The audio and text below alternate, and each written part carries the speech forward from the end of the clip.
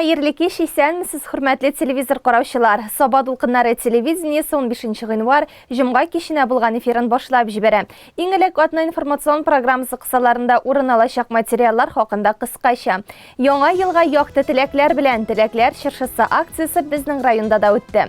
РТПЦ телевидение радио тапшырулар үзәге 25 еллыгын каршылый. Саба башларының бер теләге чынга ашты. Хәзер авыл халкын яңа фельдшер-акушерлык пункты каршы ала. Яңа ел алдыннан Татарстан Дәүләт Советы депутатлары теләкләр чыршысы хәйрия акциясе оештырды. Ул минем белән хыяллан бөтен Россия хәйрия проекты тарафыннан хуплану алып, акциядә Россия президенты Владимир Путин да катнашты. Теләкләр чыршысына юлланган теләкләрне безнең җирлектә Саба муниципаль районы башлыгы Рәис Миннаханов чынга ашырды. Байлар сабасында яшәүче Зарина Халикова яңа елның мөгъҗизалы бәйрәм икәненә хәзер чын мәгънәсендә ышана. Чөнки бу бәйрәм аның күптәнге хыялын чынга ашырды. Һәм бу шатлыклы вакыйга әнисе белән теләкләр чыршысы акциясендә катнашып карау сәбәпче. Яңа ел бүләген Заринәгә район башлыгы Рәис Миннаханов тапшырды.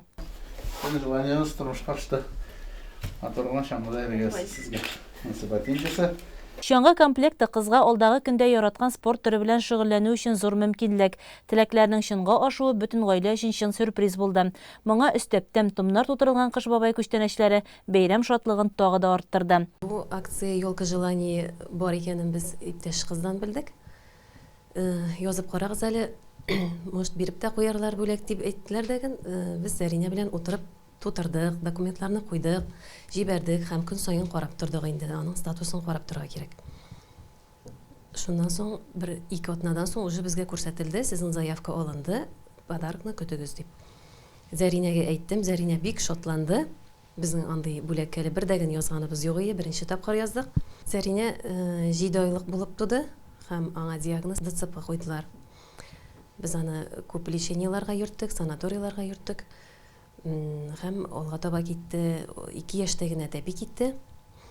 Садикка йөрде нормально, аннан соң мәктәпкә укырга кердек. Ну, бик авырдан бирелде уку. Берәр ел гына өйдә укыттылар дагын. Аннан соң мин аны мәктәпкә бара торган иттереп сөйләштек тә, мәктәпкә барып укый инде. Өйдә утырып, ул оешып кына бетә. Аңа гел движение кирәк. Балалар белән, дуслар белән аралашу кирәк, кеше белән аралашу.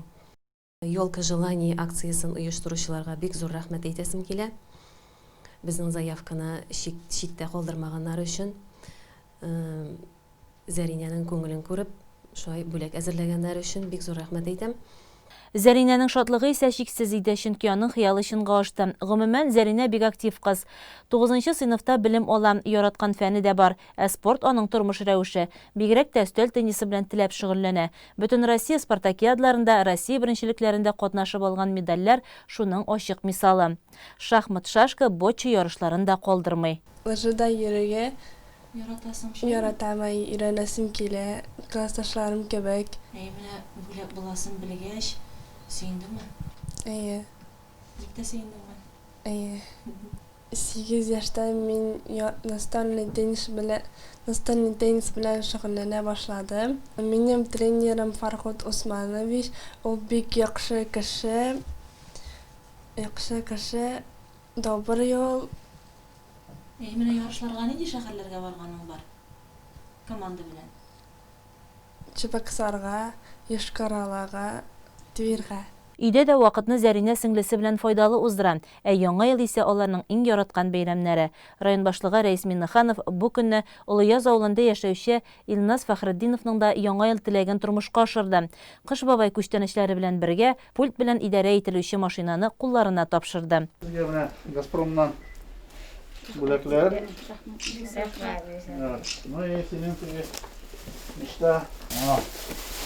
Bu любой җирдән йөри торган. Моңа претензия юк. Сиңа да шулай булсын киләчәктә. Не теләкләрем бар, бүтәнсе булсын. Менә машина йөргән кебек. Бүтән җирдән дә йөри бу. Шулай булсын. Бүтән әниеңә, әтиеңә, кадерләп, абыйны, самый главный. Бірге ошай матур итеп яшәргәсен. Илназга бүген 11 яшь. Ул Кызыл Миша коррекцион мәктәбендә 5-нче сыйныфта укый. Пультлы машина исә күңел түрендә яшеренеп яткан хыялы була. Әнисе дә улының теләген игътибарсыз калдырмый. Без быел Аллага тапшырып, «Елка желаний» дигән акцияны ишеттек. Шунда Илназның теләген язып караган идек. Менә Аллага шөкер, ул теләгебез тормышка ашты. Үзе Рәис Нургаевич килеп тапшырды. Без аңа бик шат. Рәхмәт.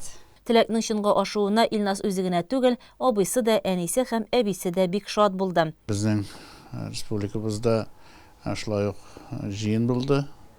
Һәм инде җыендагы Елкада безнең Саба районындагы шушы районыбызда 2 баланың хыяллыгын язылган иде. Һәм инде менә Ходай бирү белән тормышка ашты.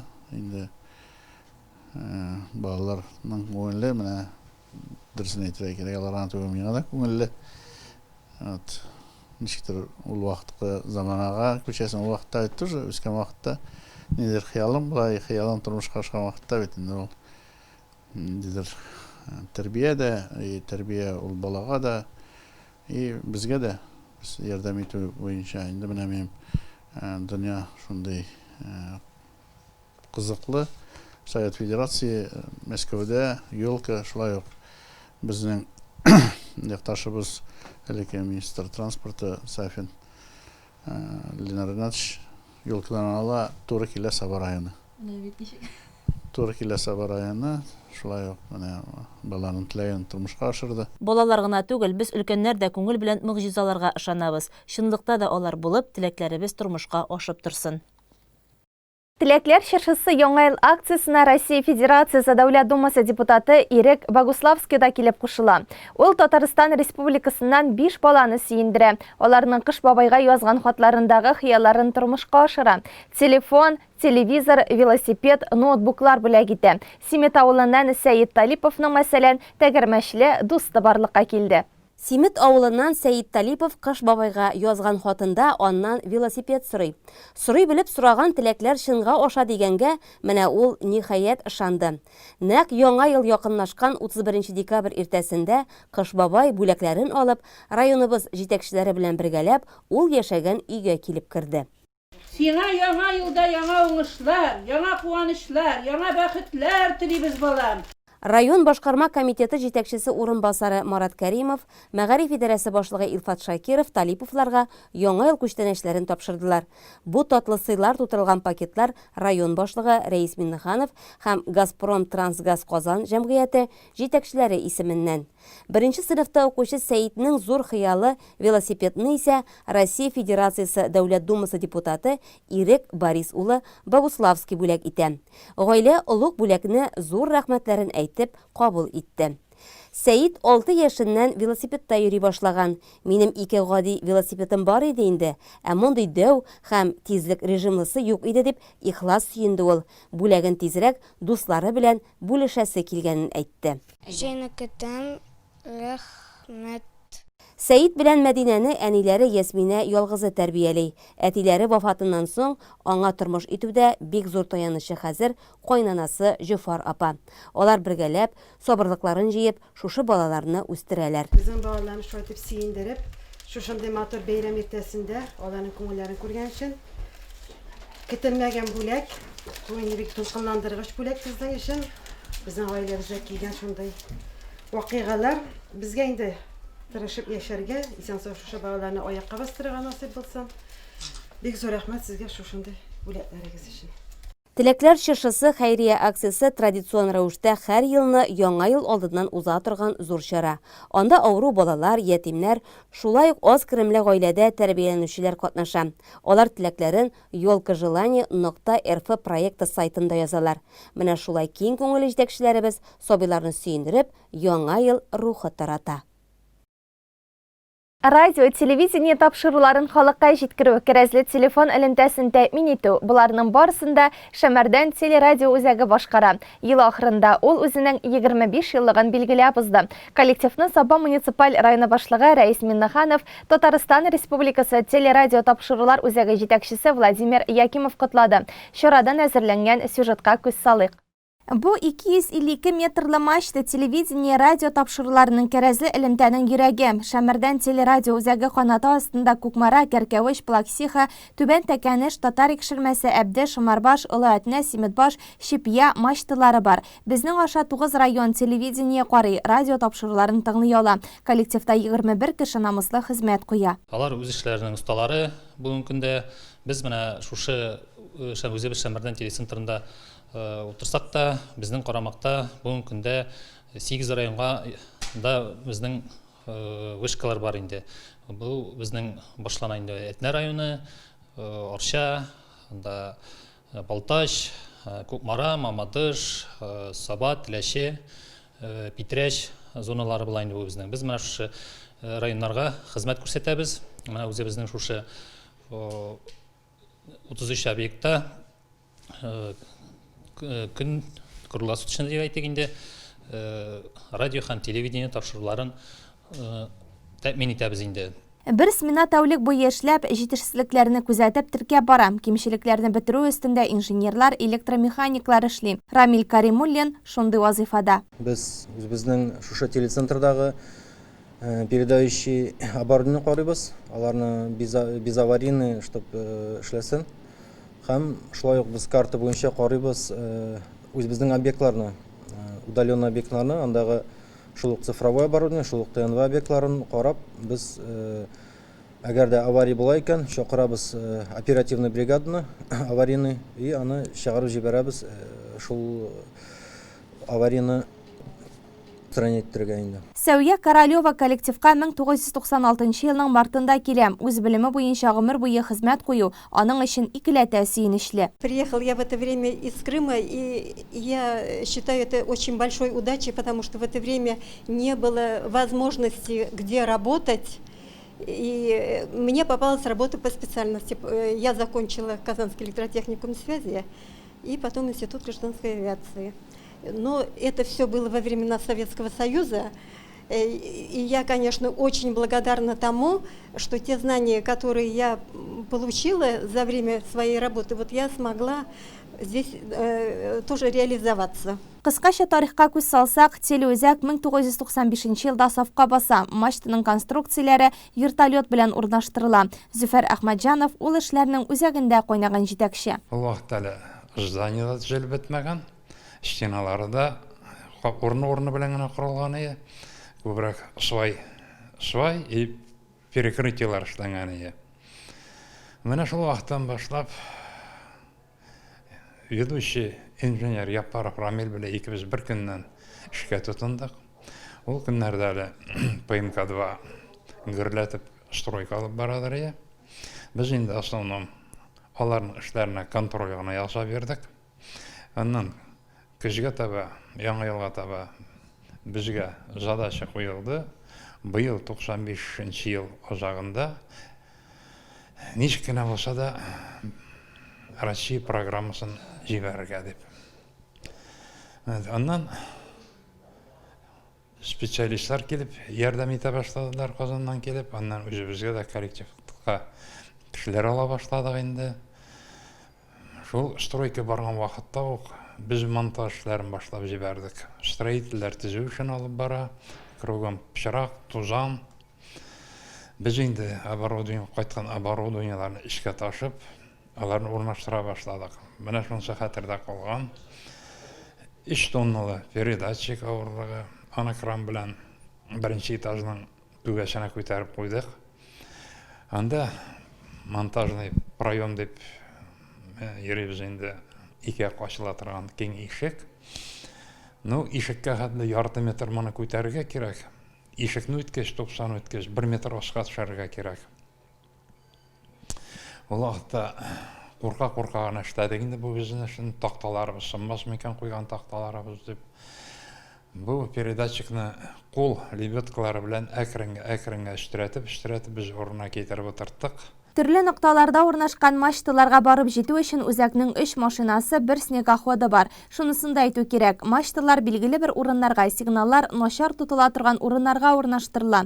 Гади итеп кенә әйткәндә, спутник тәлинкәләре аша сигнал кабул итеп алып, техник җиһазлар ярдәмендә тавыш, сурәт тагын да яхшыртылып, мачталарга сигнал кире җибәрелә. Урыннардагы мачталар үз чиратында сигналларны кирәкле урынга җиткерә. Бар безнең шулай ук үзебезнең мачтовиклар дип әйтик инде. Алар безнең тоже мачталарда специально укыган егетләр инде. Шушы профилактика вакытларында наш Шәмәрдән генә түгел, Шәмәрдәннеке иң зур телевизион вышка инде безнең 250 метр. Менә шунда менеп, шушы безнең антенналарыбызга вакытында профилактика эшләре башкаралар инде. Менә шушы уңайдан файдаланып, инде үзебезнең коллективны, үзебезнең егетләребезне, коллектив кызларыбызны дигәндәй дип әйтәсе килә инде, шушы 25 еллык юбилей белән чын күңелдән котлап китәсе килә. Аларга исәнлек, саулык, тазалык, шулай ук ветераннарыбыз бар безнең тоже, аларны да котлап китәсе килә. Алар дагы үз вакытларында бәк зур эш башкарган кешеләр безнең. Теләп китәбез инде шушы исәнлек, саулык аларга, барсына да семья тынычлыгы, дөньялар тыныч булып, шулай матур иттереп, тагын да инде 25 кенә түгел, 30-40ларны дагы менә шушы коллектив белән шушы үзебезнең Шәмәрдән телецентрын да билгеләп үтәргә язсын дип әйтеп киләсе килә инде. Коллективны Саба муниципаль районы башлыгы Раис Миннеханов, Татарстан Республикасы телерадио тапшырулар үзәге җитәкчесе Владимир Якимов тәбрикләп, аларның эшенә югары бәя бирде. Было тяжелое время, но наша республика, Ментимир Шарипович, выделили средства, что мы завершили строительство и ввели первую программу вещания. За это время потом мы включили уже еще одну программу. В 2001 году мы включили канал ТНВ, наш родной региональный. Потом мы уже пошли уже другие каналы телерадиовещания.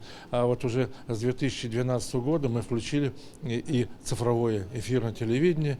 И сейчас мы вещаем 20 программ цифрового эфирного телевидения. Конечно, жизнь на этом не останавливается, техника у нас уже модернизируется. Мы ждем в будущем, конечно, появления и HD-пакета. То есть жизнь идет вперед. С праздником наш радиотелецентр, наших телезрителей. И большое спасибо и руководству района. Bu kollektivga chin ko'ngildan biz rahmat. Алар бүгенге көндә менә 2нче ел инде беренчелекне республикабызда алып баралар. Ул менә шул күрсәтә хезмәтләрне булай гына беренче урынны бирмиләр. Шуның өчен бу коллектив тырыш, бердәм, инде киләчәктә дә аларга зур уңышлар. Саба муниципаль районы башлыгының рәхмәт хаты коллективка һәм төзәтүче слесарь вазифасын башкаручы Валентин Павловка тапшырылды. Татарстан Республикасы дәүләт идарәсен цифрлы нигездә үстерү, мәгълүмат технологияләре һәм элемтә министрлыгының мактау грамотасына өлкән электромеханик Эльвира Герасимова лаек булды. Шулай ук өлкән электромеханик Рамиль Каримуллинга Татарстан Республикасы телерадио тапшырулар үзәгенең рәхмәте белдерелде. Коллективта эшләүчеләр телевидение, радио тапшырулар сыйфатын тагын да яхшырту, югары үсеш юлында бу эштә аларга уңышлар телибез. Сабабаш авылы халкының шатлыгы зурдан. Яңа ел каникулларында биредә модульле фельдшер-акушерлык пункты ачылды. Ул сәламәтлек саклау милли проекты кысаларында төзелгән. Тантанада безнең иҗат төркеме дә катнашты. Сәламәтлек зур байлык ди халкыбыз. Шул саулык сагында торучы фельдшер-акушерлык пункты ачылу авыл халкы өчен олы шатлык. Яңа бина барлык заманча таләпләргә туры китереп эшләнгән. ФАП видео күзәтү җайланмасы белән дә җиһазландырылган.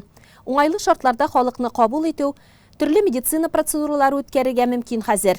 Бүгенге көндә 429 кеше яшәүче Сабабаш авылына медицина ярдәмен Гөлнәзирә Сабирҗанова күрсәтә. Ул сәламәтлек сагында 36 елдан артык хезмәт куючы тәҗрибәле фельдшер. Үзебезнең авылыбызда шушындай модульле фельдшер-акушерлык пунктының ачылу шатлыгы. Сабаш авыл халкына шушындай матур бина ачып биргәннәре өчен бик зур рәхмәт әйтәсем килә. Ознакай Казан төзүчеләренең уртак тырышлыгы белән сафка баскан сәламәтлек пункты авылның иң уңайлы җирендә урнашкан. Уңган егетләр эшне тиз тоткан. Июль ахырында башланган төзелеш эшләре декабрь азагына тәмамланган. Яңа ел бәйрәмнәрендә бинаны ачу авыл халкы өчен чын мәгънәсендә бәйрәмгә әверелде. Qozanda pulao pişti, samavurda şey qoynadı, Тобада құймақ шыржлады. Шатлықларын бөлішірге келген район жетекшісін соба башлылар ипи-тұз яқты ез білән қаршыладылар. 2020 жылының жұмышлары біздің республика программа негізінде эшләнгән бұл фельдшер-акушер пункт үзәге. Һәм инде шушы программа негізінде шундый матур бина халыкка бик кирәкле. Мондагы фельдшер инде 20 ел моны таләп итеп бирде. Аның элекесе безнең бәләкәй генә бинадайы таләпкә туры килмейді. Бүгенге көндә таләпкә размеры буенча да, җиһазлану буенча да бөтен таләпкә туры килә. Инде әйтәсем килә яңадан бик зур рәхмәт. Менә шушы программаларның нинди авыр ел булса да дәвам итүе белән бу авылда инде тагын өстәмә күпер хәле бик начары. Шулай ук күпердә эшләнде.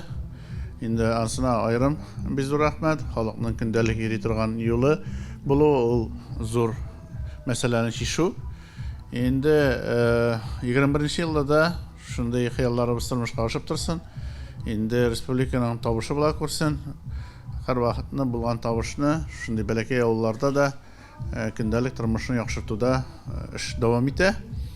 Инде халык үзе дә тырыша, үзенең өлешен кертеп, менә юлларны, урамнарны тәртипкә салу бара.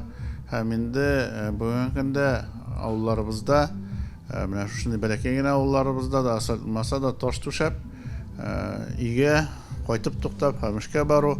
Һәр бит халык инде кайда гына эшләми, авылның сакланышы, алар бөтенесе дә шуның белән бәйле. Аллага шөкер, республикабызда һәм инде үзебезнең районыбызда да бәләкәй генә авыллар булса да безнең ут, су, газ белән тәэмин ителгән. Һәм инде менә юллар мәсьәләсе шишлеп бетә. Шул вакытта менә шушы фельдшер-акушер пунктлары, клубларыбыз яңартыла, ремонтланыла, балалар бакчалары, мәктәпләре сакланып, һәм инде алар төзекләндерелеп барыла. Бөтенесе дә бүгенге көндә халыкның беренче сораган мәсьәләләре шишелеп барыла.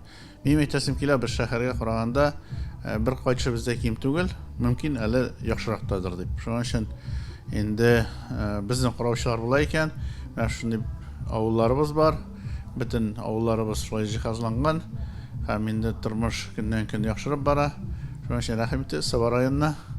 Безнең әле шулай ук йортлар белән дә тәэмин итәбез. Кем специалист икән, эшкә килә икән, аңар менә йортларда безнең арендный жилье дип әйтик инде төзелешләр бара. Рәхмәт итегез. Безнең белән бергә эшләп, тырыш итәргә. Моңарчы килгәннәрнең берсенең дә зарланганы юк. Инде бөтенесе дә аларның мәсьәләләрен шишергә тырышабыз. Бергә матур итеп яшибез. Собабаш авылы халкына беренче ярдәм күрсәтүнең сыйфатын арттыруга мөмкинлек бирүче яңа бина районыбызда 13-се. Медицина хезмәткәрләренең эш шартларын яхшыртырга да мөмкинлек тудырган пункт авыл халкына озак хезмәт итсен иде.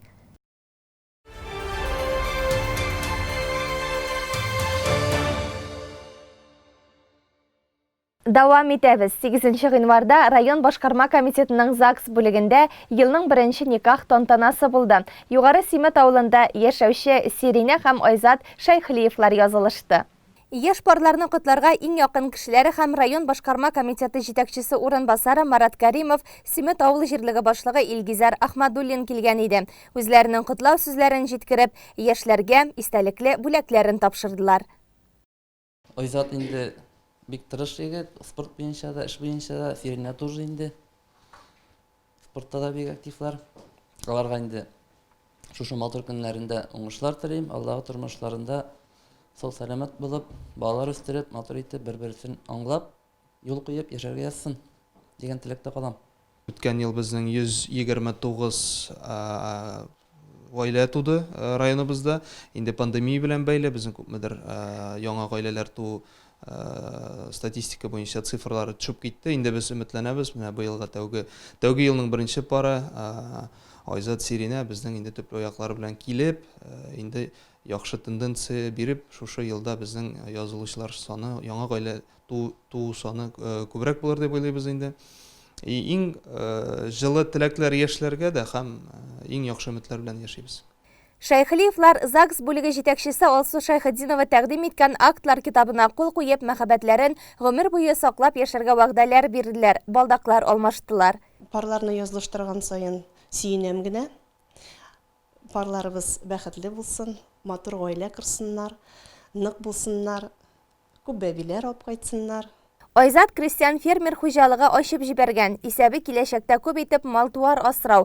Моңа кадәр Казанда эшләгән Сиринә үзенең киләчәген сөйгәне белән авылда яшәп уздырырга уйлый. Шулай килеп чыкты инде. Чөнки никах укыттык, шулай кисәк кенә уйладык бу эшкә барырга инде һәм шуңа күрә бөтен туйны оештырып бетерүләр шушы көнгә туры килде. Без уйламанык, беренче булабыз дип инде. Шулай килеп чыкты инде. 2021 елның яңа гаиләсе барлыкка килде. Мәхәббәттән башланган тормыш юлы тыныч һәм рәхәт булсын. Сабый туу һәр гаиләдә көтелгән зур сөенче. Ә инде балаң елның беренче сабый булып дөньяга килсә, бу шәхси бәхеттән бигрәк район күләмендәге куанычка үрелә. Бездә күп еллардан бирле районыбызның ел башында туган тәүге баласын тантаналы шартларда бала тудыру бүлегеннән өенә озату гадәте яшәп килә. Мишәбаш авылыннан Хамитовлар гаиләсе нәкъ менә шушы вакыйга шаһитләре булдылар. Тулырак Раилә Галявина хәбәрендә. Мишәбаш авылыннан Хамитовлар гаиләсе бүген Саба бала тудыру йортына барысы бергәләп нәни кызлары Нәзирәне аларга килгәннәр. Өйгә кайту зур шатлык сөенче. Өстәвенә аларның бәбиләре районның демография тарихын ачып 2021 елда беренче булып туа. Һәм бу көн 4 гыйнварга туры килә. Энҗи үзенең икенче сабыен уңы юлы белән исән-сау дөньяга китерә. Хамитовларның сабый туу шатлыгын уртаклашып бирегә башкарма комитет җитәкчесе урынбасары Марат Кәримов, ЗАГС идарәсе башлыгы Алсу Шәһиддинова да килде. Алар гаиләгә район җитәкчелеге исеменнән күп күчтәнәчләр тапшырдылар. Ашу әзерләгәндә хатын-кызның кул алмашы булган бу электр техникаларын Энҗи белән Нәзир шатланып кабул иттеләр. Елларыбыз мул уңышлы килсен, сабыйларыбыз күп булсын, аерылулар, гаилә таркауларыбызның әз булсын, булмасын. Барыбыз да сау сәламәт булыйк, һәм шушы бала төпле аягы белән дөньяга килеп, безнең менә шушы Хамитовлар гаиләсенең инде безгә тенденция, тренд задавай итеп әйтик инде күп балалы, мул уңышлы еллар булсын. ЗАГС идарәсе башлыгы матур теләкләрен җиткергәннән соң әни кешегә кызының туу таныклыгын тапшырды. Шулай итеп аларның 2 яшьлек олы кызлары Нәзилә дә апай булды. Менә хәзер тагын икенче кызыбыз булды, Аллага шөкер. Исән сау булсыннар икесе дә, бәхетле булсыннар, авыртмасыннар. Тагын килергә язсын. Гаилә башлыгы Нәзир авылда Саба җәмгыяте филиалында хезмәт куя. Әлегә алар әти-әниләре белән бергәләп бер түбә астында яшиләр. Ипотека программасында катнашып, үз йортларын салдыру ниятләре бар. Документларын тапшырганнар инде. Гаилә ишәйгәннән соң бу мәсьәлә тизләнер дигән ышанычлары бар. Менә олы кызыбызга иптәш булды яңадан уйнарга бергә. Әнисенә бик зур рәхмәт. Алла берсә яңадан малайга да килергә язсын. Сабый туу өлкәннәр өчен икеләтә шатлык. Аларның нәселләре дәвам итә бит. Оныкларын күрергә бүген 2 як әби бабай да килгән. Бала баласы балдан татлы дип белмичә әйтмәгәннәр инде ул. Безнең үзебезнең сабыйларны үстергәндә аларны күреп тә өлгереп булмады. Менә хәзер Аллага шөкер, малаем белән киленем икенче сабыйларны кайттылар. Оныкларыбызны бик яратабыз. Исән сау, тигезлек белән, саулык, сәламәтлек белән үссеннәр инде, бәхетле, тәүфыйклы, рәхимле, шәфкатьле булып, тигезлектә үстерсеннәр, озын гомерле булсын. Бала тудыру йортында туган һәр сабыйны көтеп алабыз ди табиб, акушер-гинеколог Флора Биктова. Яңа елның бүгенге көненә биредә 2 сабый туган. Ел дәвамында бу саннар әлбәттә күпкә үсәр. Безнең хәзерге вакытта менә бүгенге көнгә 179 кеше учетта басып тора. Бүгенге көнгә алар инде менә кайсы таба, кайсы яңадан баса. Быел инде мин үзебезнең хатыннарыбыз былтырга караганда әзрәк булгандыр дип уйламыйм. Шул бер тирәдер инде ул. Безнең бала туу йортында бөтен уңайлар тагын бар. Үзе җылы, үзе чиста. Безнең коллективыбыз, медработникларыбыз бик акыллы, бик уңганнар. Профессиональ ягыннан тагын молодцы, все умеют. Әйбәт кенә үзләр таба торган хатыннар безгә килеп тапсалар, без риза булыр идек. Үзебезнең роддомны да поддержать итәргә кирәк. Үзебезнең район роддомындагы. Соба бала тудыру бүлегенең 2021 ел статистикасын ачып җибәргән Хәмитова Нәзирә Нәзир кызының аягы җиңел булсын. Районыбызда ел дәвамында бик күп бәхетле кызлар, малайлар тусын. Киек авылында гомер кичерүче Равил Әхмәтов үзенең 90 яшьлек юбилеен каршы алды. Матур итеп җырлый, тормышның һәр көнен ямгә күмә белә ул. Юбиляр белән Әлфия Мөбаракова аралашып кайтты. Киек авылында гомер кичерүче Равил Әхмәтовның кулында гармон. Ул аның гомерлек юлдашы. Күңеле тулганда да, шатлыгы булганда да ул кулына гармон ала. Күңелләрнең әллә кай җирләреннән дәрт-дарманны кабызырлык итеп уйный ул. Равил Әхмәтов 1930 елның 28 декабрендә районыбызның Киек авылында туа. Гаиләдә беренче көтеп алынган бала була ул. Әтисе ул тугач колхозга гариза язып керә. 1938 елда Киек мәктәбенә укырга бара. 4нче сыйныфка күрше Кызылмиша мәктәбенә йөри башлый. Сугыш елларында Равил авыл апалары һәм абыйлары белән бергә «Син җиңү өчен нәрсә эшләдең» дигән лозунг астында көчләре җиткәнчә колхоз эшендә катнаша. Сыер да җигәләр, җир дә сукалыйлар, чәчү дә чәчәләр, урман да кисәләр, вагон да төяргә баралар. Мәктәпне тәмамлагач ул Сабада оешкан тракторчылар әзерләү курсында укый, тракторчы була. 50нче елларда Сабадагы 4 колхозның берсе Каганович исемендәге колхозда эшли башлый. Һәм ул армияга нәкъ менә шушы колхозда эшләгән вакытта китә. Армия хезмәтендә үткән елларын Равил еш искә ала. Армия хәлләрен армияга баргач бик авыр границага туры килдек. Тездән ком йөгереп булмай хәл юк. Болай да ябык кына иде без. Ябык булса тракторны әйләндереп кабыза торган теге сытысы тракторын. Хәзер командир әйдә сызган әлдә булдагыны балтырны карый. Әле әзрәк ите бар икән, бу сөяккә ябышканчы йөгерәсез әле ямады. Аннары ат берделәр, кавалерист булдым. Ат өйрәттек. Равил менә шулай армиялар узып киткән. Яшь вакытта менә мәхәббәт ничегрәк булды? Кызлар белән йөргән чакларында хәтергә төшерик әле бүген бит бәйрәм көн. Күңелне тибрәтмәле инде. Ана гармон уйнадым инде, бик кызыктым өйрәнергә. Гармон сатып алдык та бер шилек берәңгә гармон сатып алдык. Шул бер шилек берәңгәне утыртып тегеләр гармон төзәтүче ашка үлмәде. Утырттылар шуны. Һәрбер күзәнәген берәм-берәм итеп. Менә шушындай бәрәңгеләр булды. Вот гармонга өйрәндем, гармон яраттым. Гармончылар була бар иде, уйнамады. Алар ялындыра торганнар. Элек бишле бию сакта дип аталар. Кылыпта тозаннар тозадырык. Әле без ашта битәләр. Барбер биебез.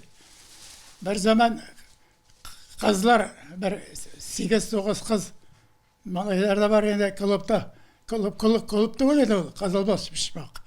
Onun idene tuzağına yığılıyorlar kızlar. Karasan soğuş vakti bu. Bütün sende etisi soğuşta, kaysı versene kilgen idi haberi. Buna şunda yıllar doğru geldi. Жырладык та, жыладык та. Йылый, жырлый. Тормышның төбеннән күтәрелә ул. Кызылмиша авылының иң шибәр, иң уңган кызы Рәйсә апа белән тормыш курып җибәрәләр. Рәйсә апа бит фәрештә бит, беләсең бит. Ул иң абруйлы кешенең кызы ул. Молла затыннан тоже бик шибәр, беләсез инде. Кавышканны әлек бит инде шул гармон әлеге дә бая. Гармон кавыштырды. Гармон кавыштырды ул. Ул миңа соңындан әйтте. Теләгем кабул булды. Равил ярым гармон чыгылды диде. Шишмә якын, без шишмә кырыенда гына. Менә шуны диде. Кызлар бит инде кияүгә чыккач башлары эшләй. Телейлер әйбәтерәкне. Ну, мен нашар булмадым, ул да фәрештә булды, ул фәрештә минемчә. Гомер юлында Рәйса апа белән бергә бик матур гомер итәләр. Илгә көнгә батыр ике ул, бик шибәр бер кыз үстерәләр. Рауил абый тормышны җигелеп тарта. Чистай совхоз техникумын тамамлый. Аннан соң 22-нче партсез исемендәге колхозда баш механик булып эшли башлый. Ул шушы хезмәтен 25 ел башкара. Тирә-юн авылларда яшәүчеләр аның бик оста механик икәнен белеп, һәр вакыт гозер белән киләләр. Әле мотоцикл заманы бит, дорож бар. Дорожларын күтәреп киләләр. Рауил менә өйөрне шак күрсәттем. Бер кеше кабыз алмайды, хәбәр дигән бер оста келде. Анда дорожсыз пешкысыз булмыйдыр ул вакытта. Мен әйтәм, бер генә вакытым юк, хәбәр калдырып тора әле. Дип әйттем дә, тукталмый әйтәм шулай да. Ул капканы чыгып киткән. Хәбәр керәлме әйтәм. Шул арада мен белдем, диген. Специаль зазорыңны кичерәтәсе булган. Әнә шулай, техниканы бер күрүдә белеп, аңа җан өреп яши Рауил абый. Ул бер кайчанда үзенең гомерлек һөнәренә хыянәт итми. Техниканы яратуы, тимер-тумыр белән айрыша дус булуы аны 90 яшендә дә тракторыннан айырмый. Ул әле һаманда үзенең тракторы белән тирә күршеләренең һәм үз бакчасының пешәнен чаба, яшелчәләр һәм җиләк-җимеш үстерә, тавык, чебеш асрый. Рауил абый 10 елдан артык Киек мәчетендә имам булып торды. Балаларга исем кушты, никах укыды. Бүгенге көндә дә намазларын калдырмаска тырыша ул. Җомга намазларына йөри. Гомере буе кешеләргә игелекле, ярдәмчел булып яши бирә. Балаларына таләпчән һәм гадел әти була белә ул. Кадерләп үстергән балалар хәзер үзләре бабай. Улы Идрис күптән намазда. Әтисе белән очрашкач, кулларына Коръән алалар, сүрәләр укыйлар. Аятул Курси мондан да яхшы сүрә ягында, иң яхшы сүрәләрнең бына берсе бу Бакара сүрәсе. Рауил абый Киек авылында яшәсә дә, улы Идрис килене Рәсимә йортында зур кадерле кунак ул. Алар гомер буе авылдашларга үрнәк булып гомер иттеләр. Килене Рәсимәнең тәмле итеп пешергән ризыкларын яратып ашый Рауил абый. Ә бүген кайнатасының 90 яшенә килене шигырь дә язган бит.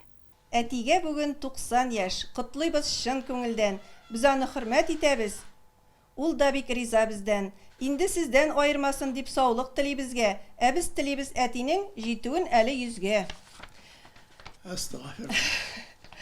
Хәрәкәттә бәрәкәт бит берсен, Ходай яшәсен. Әти барыбыз өчен дә бик тә үрнәк кеше син. Барыбызга терәк булып һәм кирәк булып яшә. Син безнең өчен горурлык. Бул бары тик янәшә. Яшьләрнең үз урыннары, картлар үзенчә кирәк. Әти синдә барыбызга җитәрлек әле йөрәк. Син яныбызда булганда бергә әле бик рәхәт. Барысы өчен бездән сиңа зур рәхмәт. Сезгә Алланың рәхмәте өчен бигрәк. Рауил абыйны юбилей белән тәбрикләп, Тимершык авыл җирлеге башлыгы Айдар Хаҗиев, хуҗалыкның баш агрономы Дамир Мөхәммәтҗанов килделәр. Җирлек башлыгы юбилейга Россия президенты Владимир Путинның, районыбыз башлыгы Рөстәм Миннехановның котлауларын һәм бүләкләрен тапшырды.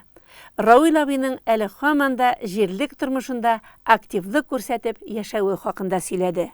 Дамир Мөхәммәтҗанов исә Рауил абыйның оста гармунчы, бик шәп механик, тракторчы булуы белән бергә дин юлында кулга-кул тотышып, бергә барулары хакында әйтеп үтте. Соңыннан барсы да юбилей хөрмәтенә әзерләнгән түгәрәк өстәл янына утырдылар. Сүз, әлбәттә инде, туган авылында җирне, суны, табигатьне, кешеләрне, хезмәтне яратып, үтә тыйнак һәм горур, күпләргә үрнәк булып яшәүче Рауил абый һәм аның бакыйлыкка күчкән җәмәгате Рәйса апа турында барды. Ә соңыннан ул безне гармунда Габдулла Тукайның туган тел җырын уйнап озатып калды. Менә шундый инде ул безнең Рауил абый. Гомере озын булсын.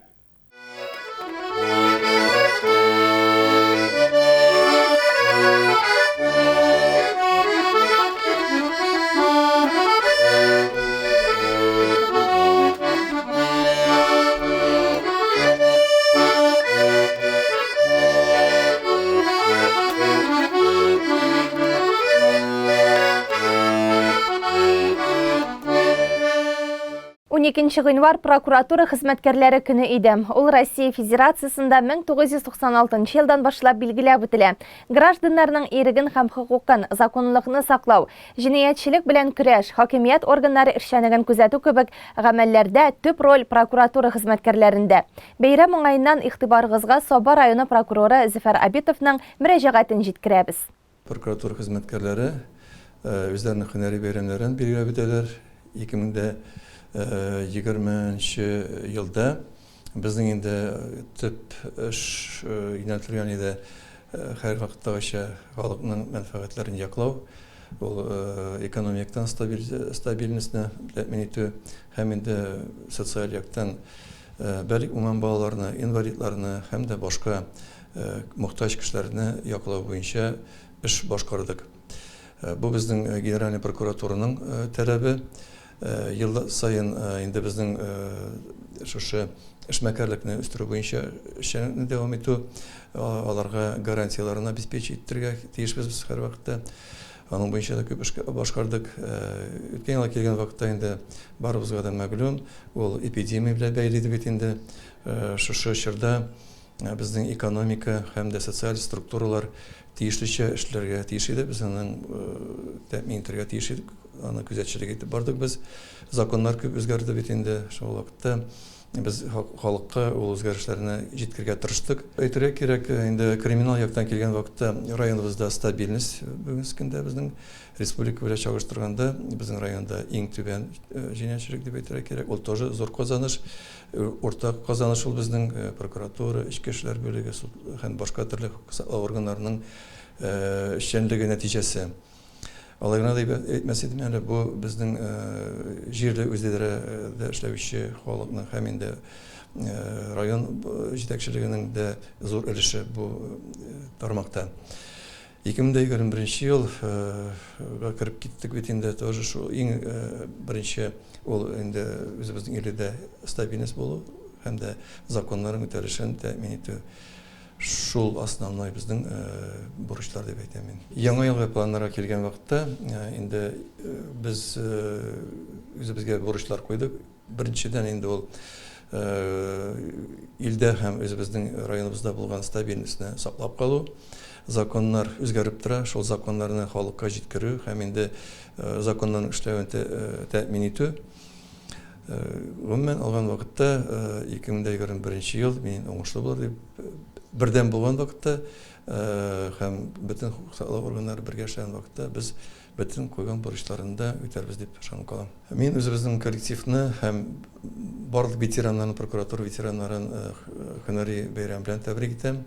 Гаилә бәхете, нык сәламәтлек, тынычлык, иминлек телим һәм инде киләсе елда да тырышып үзләренең профессиональ вазифаларын башкарырга теләп калам.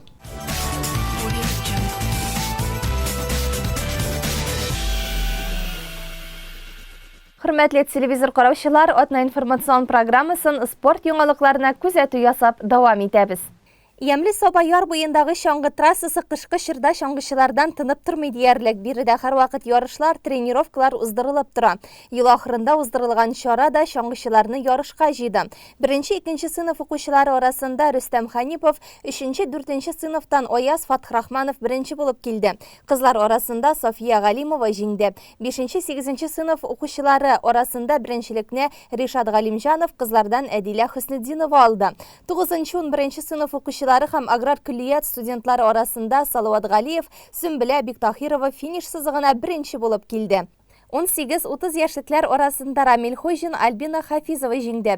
Улы яшьтәге чаңгычылар арасыннан Данил Ганиев, Алия Мөбаракова, Дилүс Валиуллин, Хания Галимуллина, Дамир Шакирҗанов, Әлфия Шайдуллина, Әмин Миннагулов пьедесталның беренче баскычына күтәрелде.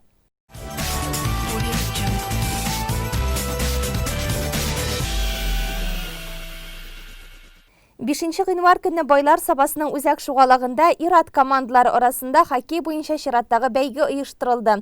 Уенга стартны районның спорт һәм яшьләр эшләре бүлеге җитәкчесе Ирек Гарипов һәм спорт мәктәбе директоры Рифат Хисамов бирде. Бәйрәм яллары булуга да карамастан бызга чыккан хоккейчылар яхшы формада, әзерлекле иде. Даими шөгыльләнүләр мондый матчлар вакытында үз нәтиҗәсен күрсәтә. Бу уенда иң яхшы капкачы дип байлар сабасыннан Ринат Габделманов һәм Явлаштау авылыннан Габделнур Мусин танылды. Иң яхшы һөҗүмче исеменә байлар сабасыннан Булат Фәрләхов һәм Явлаштаудан Ралис Хусаинов лайык булды. Командалар арасында җиңүчеләр түбәндәгечә ачыкланды. 3нче урында Ястребы командасы, байлар сабасы командасы 2нче урында, җиңүче Явлаштау командасы. Хоккейны иң батыр кыю егетләр генә уйный. Бу көндә аларга көч биреп торга килгән җанатарлар тавышы уенга тагын да җанлылык өстәде. Хөрмәтле телевизор караучылар, безнең атна информацион программасы шуның белән ахырына якынлашты. Тапшыруыбызны экраннарда күрсәтелүче сылтама аша кабатлап карый аласыз. Кыска вакытлы реклама чыгарылышыннан соң җырлы бүләк тапшыруы урын алачак. Сезнең тормышта бары тик яхшы, яңалыклар гына булсын.